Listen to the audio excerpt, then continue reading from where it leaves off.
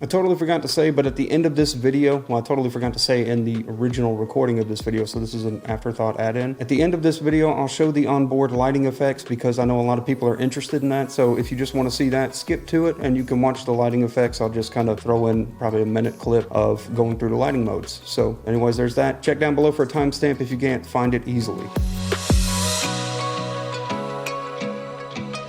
Hey guys, what's up? It's Matt with 86 and I'm taking a look at Ajazz's AK510 keyboard. It's a very retro inspired keyboard and really kind of looks like that IBM PS1 keyboard too, which I'll show you a little side comparison later. But let's start off by talking a little bit about this keyboard, and it might be something you're interested in. Now, it's a kind of specified look for somebody going for that specified look. Maybe it's got that nice mellow kind of creamy tone from the 80s and 90s. I think it looks really good.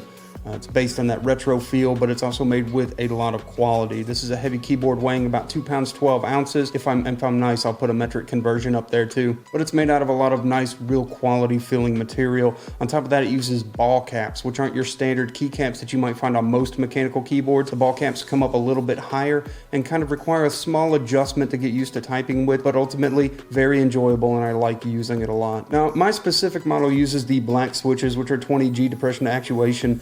And I can honestly tell you how accurate I feel like that is. They're not typical black switches that I've used in the past. They feel a little bit different. That could be in conjunction with the ball caps. One thing to know about them is they're customized by Ajazz with whatever company they use. It's likely Kale or Transtech or TTC switches, which is probably their manufacturer of the switches. I don't know specifically what's custom about them, but they definitely feel different from your typical black switches. They are cross-stem switches, so if you wanted to swap out those ball cap covers, then you can do that by ordering, keycap sets for 104 keyboards. You'll be able to swap them all out. They'll fit on there fine. There's no gimmicky weird thing about them. They are cross-stem switches, which you can swap different keycaps onto.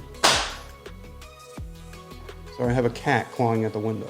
So when they do custom switches, kind of think like Razer with the Razer green switches. Those are really Kale switches. They're just called Razer green switches. And when you look at them, they say Razer on them. Ajazz kind of did the same thing here with whoever their manufacturer of the switches is. Anyways, we'll pause here real quick and you can take a sound test example so you can listen to what they sound like. And yes, I'm a professional chicken pecker, so I'm pretty good at it.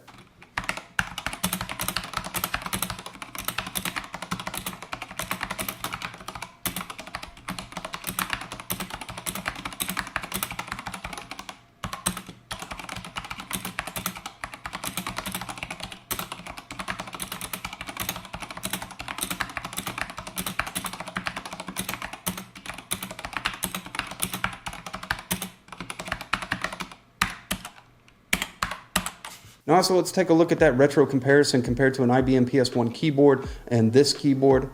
Very similar looking. I like it a lot. Obviously the IBM one is a lot dirtier and older, but the look is there. Now there are some downsides, and probably these higher raised keycaps are to blame for it. There is a little bit of excessive wobble. It's pretty wobbly, and one of the things I like the least about the keyboard is how not properly braced I feel like the spacebar is. It has a real ching ching sound when you use it. It's just, I feel like that's a bracing issue. Like they could have probably implemented something better or buffered it, and I might actually try to put O-ring dampeners on it just to see if I can kind of get rid of that extra ching sound that it makes. I don't like that at all. Now, a majority of the lighting features can actually be controlled on the keyboard itself. Using function and insert will swap around your side lights because they are independent lights from the actual keyboard lights themselves. So if you use function and insert, you can change through the different lighting modes on the side that breathe out. And then you have access to most of your function controls with function and scroll lock. Most of the lighting controls can be swapped in there. So just function and scroll lock and you'll be able to swap through a bunch of lighting features that are built into the board. But using Ajazz's software is going to unlock a whole lot more potential for your lighting features, as well as assigning your own lights and assigning your own profiles. That's where you really kind of want to go. You want to get that software.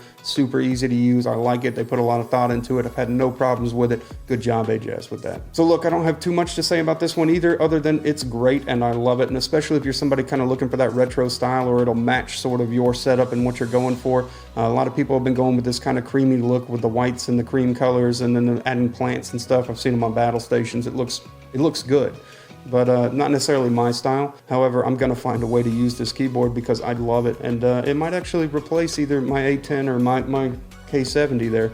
And yeah, I really like it. Big recommends from me.